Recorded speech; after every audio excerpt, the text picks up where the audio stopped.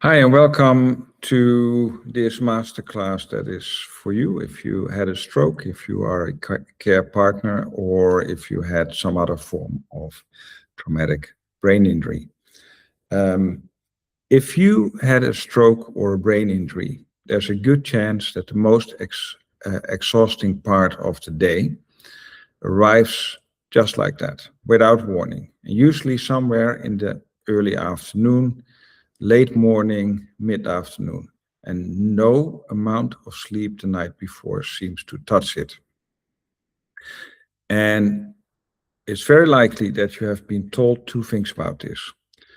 Rest more, or just push through it, build up your condition, and build your stamina back up.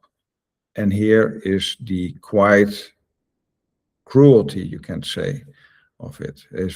It's almost certain that both did not work as it should and that they failed you. So in the next about half hour, I'm going to tell you another story. I'm going to explain what this fatigue is, the mechanism behind it, and the one most people are never told. And then I'm going to give you one thing that has been proven to work really well in this case you can do and start doing today, and that can begin to change it. And it is not rest, it's not effort, it's something entirely else. I'm Dr. Arjan, clinician, neuroscientist. I've been working with brain injury for the last 35 years. Let's start. This is basically the whole argument in one sentence. And before I earned my dues through this presentation, this is what it is all about. So rest is not the cure, effort is not the cure, but lowering the energy cost is the cure. And everything I show you in this short presentation comes back to that single idea. So you don't get less tired by having more breaks, having more rest, sleeping longer, which is actually a sign that the brain is busy with something that it's not supposed to be doing. And you don't get less by trying even harder. That's what you already do. So you get less tired when the things you do today and every day stop costing your brain so much energy to perform. Now, hold on to that line, and by the end of this session, it will make sense. And more importantly, you know how to start acting on it. So before I explain the true mechanism, I need to clear something away because it sits on almost every survivor's shoulders. This fatigue is not laziness. You heard me right. It's not a lack of motivation, and it's not a sign that you have stopped trying or that you have given up. And it is certainly not ordinary tiredness. This is neurological fatigue. This is not the type of tiredness that a good night's sleep resolves. Post-stroke fatigue is a real, measurable, physiological, neurophysiological thing, and is one of the most common consequences of stroke and traumatic brain injury. And this is the part that makes it so isolating. It's one of the least explained. I bet no one really explained this to you other than, oh, you had a stroke or you had a traumatic brain injury. This is normal, and you just have to wait, it will get better. So you're left to assume it's somehow a failing of your character in some way, but it is not. It really is not. I want to emphasize that here. It's a feature of how an injured brain produces and spends energy. So it's about energy expenditure. Once you understand that, everything changes because a mechanism is something we can work with. So there's a mechanism behind it, and a mechanism can be used to reduce what is going on. So let's name the reasons for the fatigue, for the tiredness, but also sensory overwhelm, which is in line with this. There are four, and together they explain almost everything you feel. One, inefficient wiring. Before your stroke or brain injury, the movements you made all day, walking, reaching, standing, ran along a well-paved neural highway. Yeah, so that it just went through big motorways. It was ease of flow. It was just one steady pace. It was automated. It was cheap and it was fast. But after traumatic brain injury like stroke, a lot of that traffic gets rerouted onto slow, winding country roads.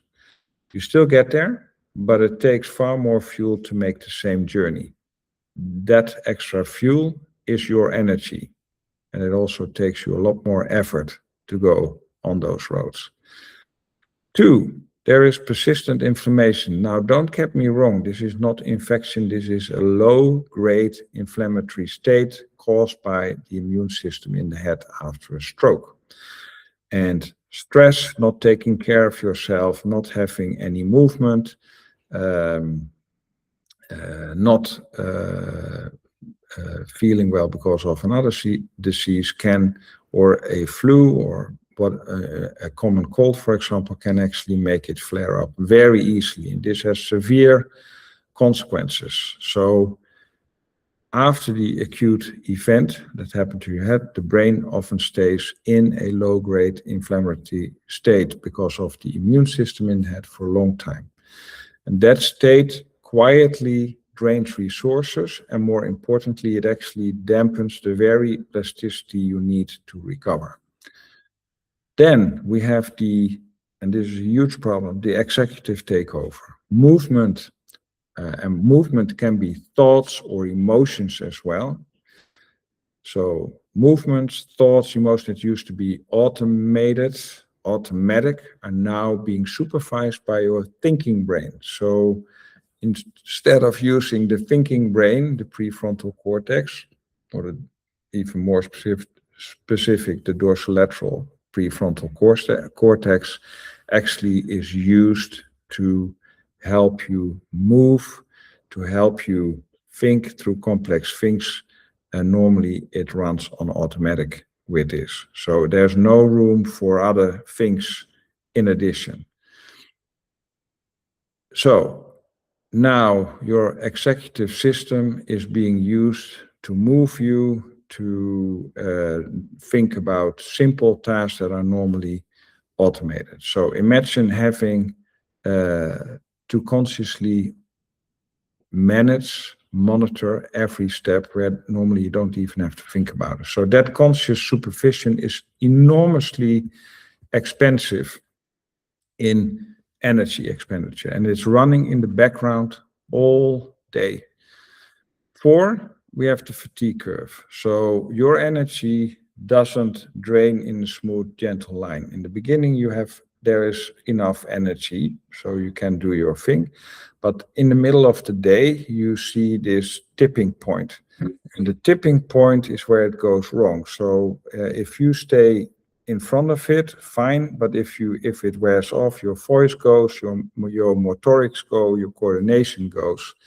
So if you're staying before that point, before that noon or early afternoon, you're fine. You don't get a dip. But if you go beyond it, if you continue to expend too much energy, you get a crash. So 4 mechanisms, and none of them is about you putting in too little willpower. All of these are about efficiency of energy and about cost of energy. Now, at this point, I can tell you why the 2 pieces of advice you have been given before really don't work and cannot work, because each one aims at the wrong target. So rest more assumes that your fatigue is an empty fuel tank, and that if you just stop, rest, and refill, you'll be restored. But it is not an empty tank. It's a system that's spending too much for everything it does. So the moment you don't rest anymore, it just continues. So you can rest all you like, and sometimes that's necessary because there's nothing else to do. But the moment you get up, the overspending starts again. And try harder and build your stamina back is actually even worse. And I want to be careful here because it sounds very reasonable that you just continue, push through, build up condition. But when you push through fatigue, you are forcing all that traffic that we talked about even harder down those small country roads. You can just imagine what that causes, chaos. So you deepen the inefficient patterns, you worsen the stress state, and stress makes that your filters go open, you get overwhelmed by all sensory information you don't want in your brain, the neuroplasticity stops, so that's the opposite of what you want. So you worsen the stress state, you inflame the very environment that suppresses recovery. And you are, with the best intentions, just digging the hole deeper.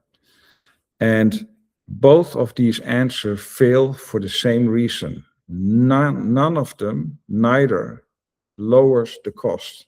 And the cost of energy is the only thing that really matters here. So, what is the solution then? So, first of all, here is the reframe of the whole approach, and what the answer should be. If the problem is that everything costs your brain too much, then the solution is not to do less, and it is not to force more. It is to make everything cost less, more efficient. And the really good news is, and this is genuinely hopeful news, and by the way, everything that we present today comes from research. I have seen this over and over again in clinical practice, but this is all from research, except for that it is not applied because we just focus on getting function back, getting you to the home situation. But this is a big problem for most of my clients, and it has been for the last 35 years that I worked. So it's a system. It's like we know what's going on. We know what levers to pull. And if we can improve the efficiency of energy expenditure, that's a skill, and that can be trained. And that's truly good and hopeful news. So basically, there are 4 levers, and I'll talk about one of them live in a moment, and I'll make you feel what you can do with that. The first one is really, it's calming the system down, lowering the stress in the system. So bringing your nervous system out of the chronic stress state that it's often in and has been stuck in, probably from the brain injury on.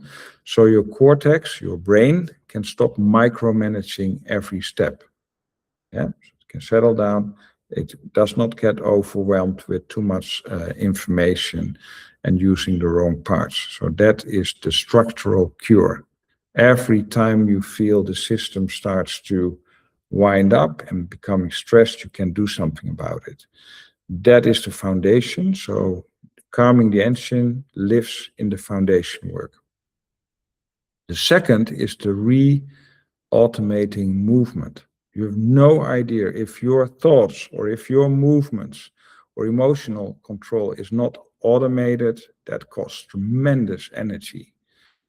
So gradually handing movement back down to the lower brain, so it's automated to the brainstem and the cerebellum and the spinal cord. Your cortex does not have to micromanage more. And this is the big mistake that I see is being made by a lot of healthcare providers. They just focus on improving function through compensation. And compensation is exactly the reason why you spend so humongous amounts of energy. So automating movement, doing movement proper, having proper control, reintegrating everything, even though that will cost effort and time, is really the structural cure, not compensation. It lives also in the foundation. And the third is pacing. So learn to spend deliberately around your own or before your own tipping point, or getting yourself away from that tipping point where you crash in thoughts and inefficiency of movement. So instead of repeatedly crashing, because after the crash, it's over. You cannot think straight, or you cannot think as well, and you certainly cannot relearn movement as well. So the fourth protection is protecting your environment, creating the optimal environment through sleep, how much sensory load is coming in, and the biology underneath, all of which sets the baseline cost. So if you can reduce the baseline cost by having the perfect environment, having enough sleep, getting the right food, surrounding yourself with positive elements, reducing stress, that is the fourth lever. So all of these four, calming the engine, re-automating movement, pacing the curve, and stay before the tipping point, and protecting your environment, these are the four levers that you can use.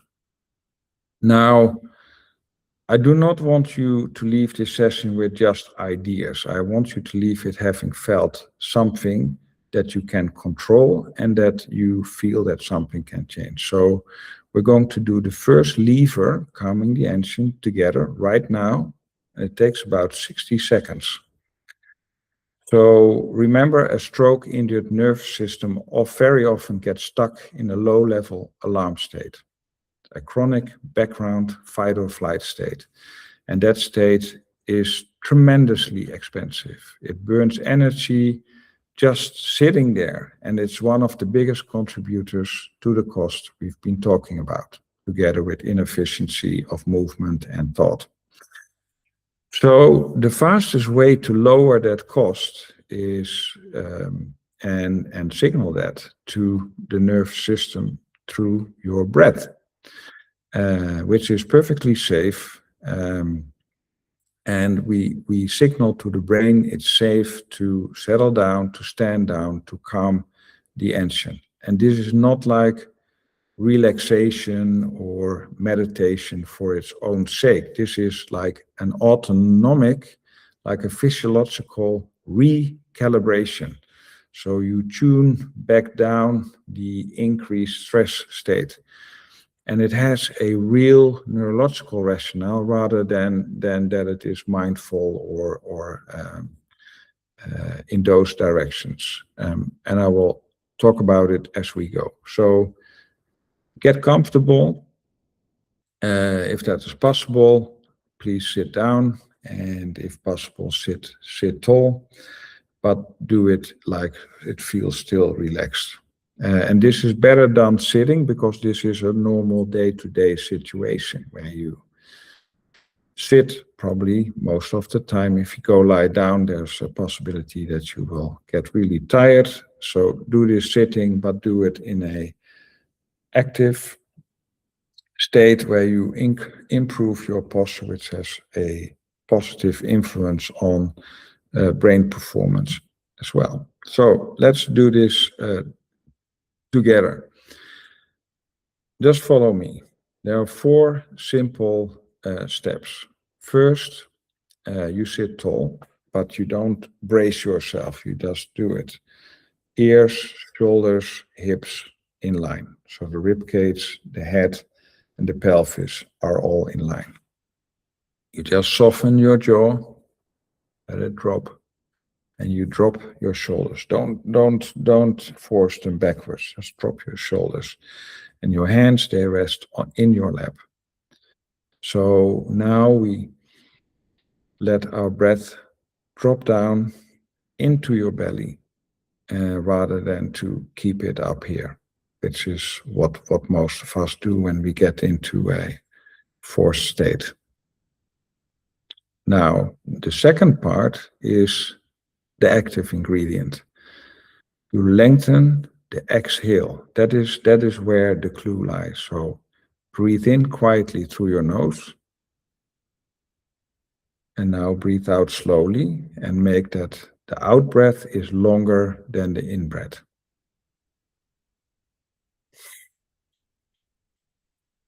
Breathe out longer than in.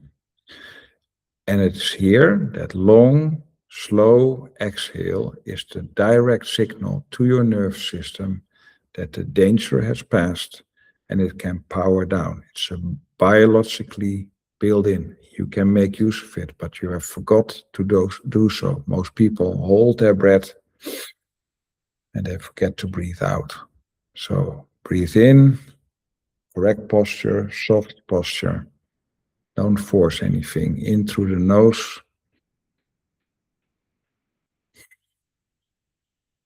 And long out. We do a couple together. In.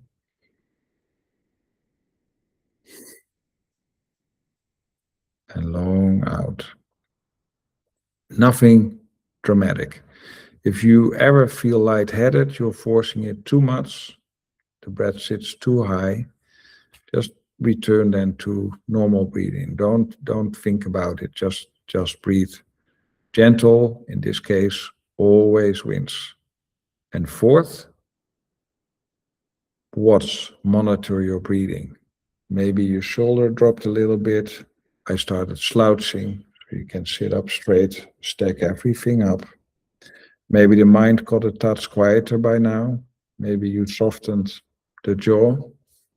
Maybe you felt more relaxing in your body. And that small shift that you just felt by doing those couple of breaths, being very aware of what you were doing, that's your nervous system stepping out of the alarm phase. And every second it spends out of alarm is energy you are no longer wasting. That is efficiency made real in only 60 seconds. And you can do that throughout the day once you become aware that you start bracing, forcing things, that your mind cannot keep track of all the information that is coming in. This is the first thing, the first rescue that you can do. So there's another specific drain that I want to name because it catches everyone off guard.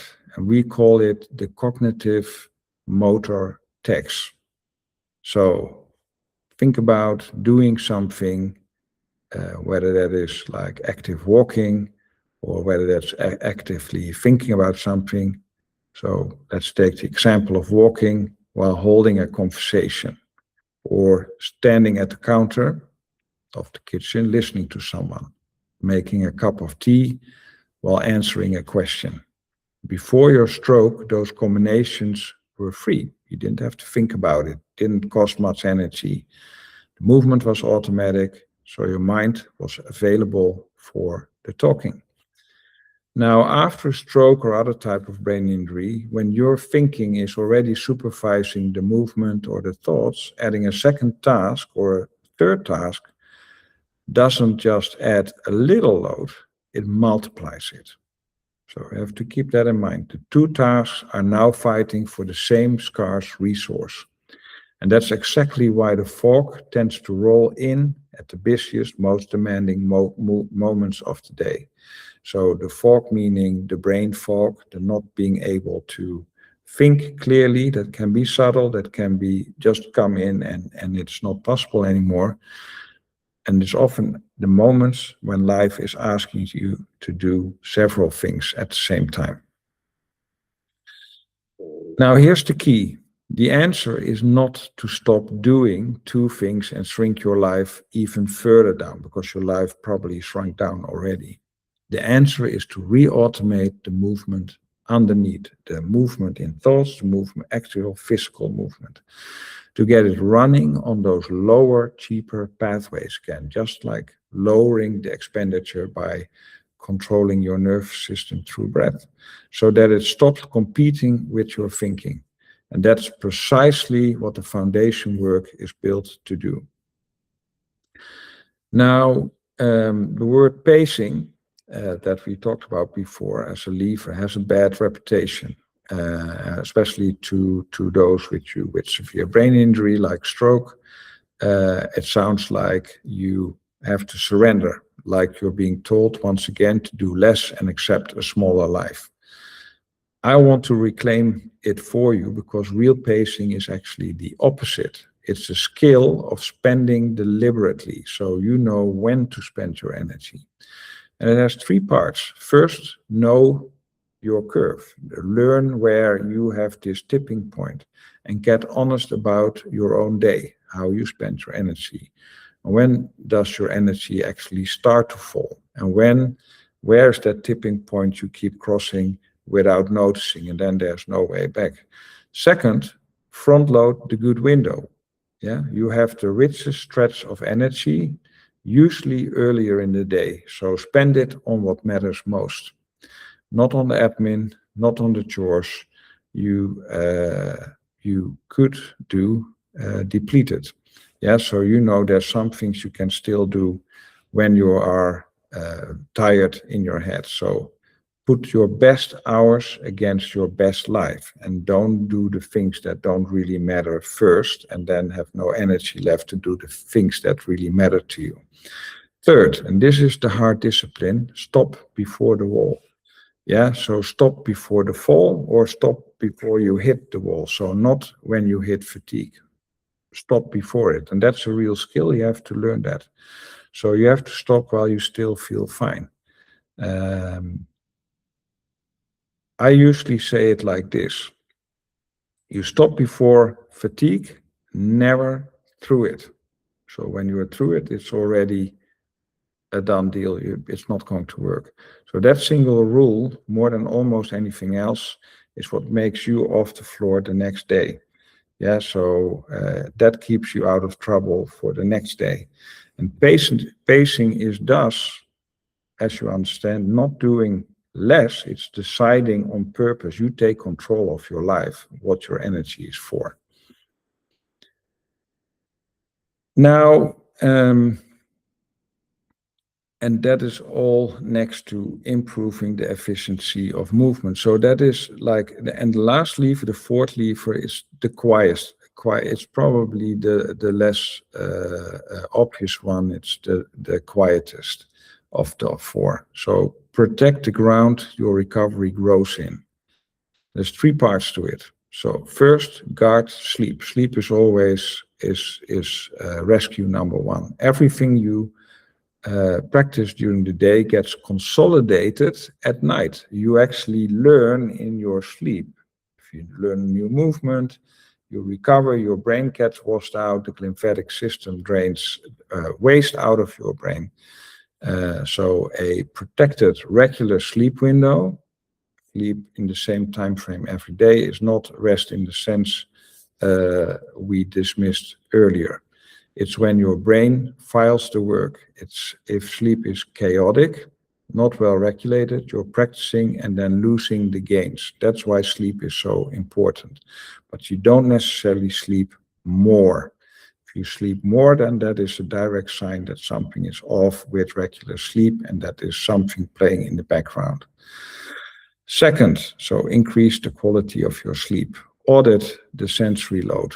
Noise, harsh light, screens, busy rooms, every one of those is a quiet, continuous spend that never shows up as effort. And it actually puts your brain in alarm mode. Then everything gets flooded, you get overwhelmed. The alarm mode makes everything less efficient. You spend even more energy.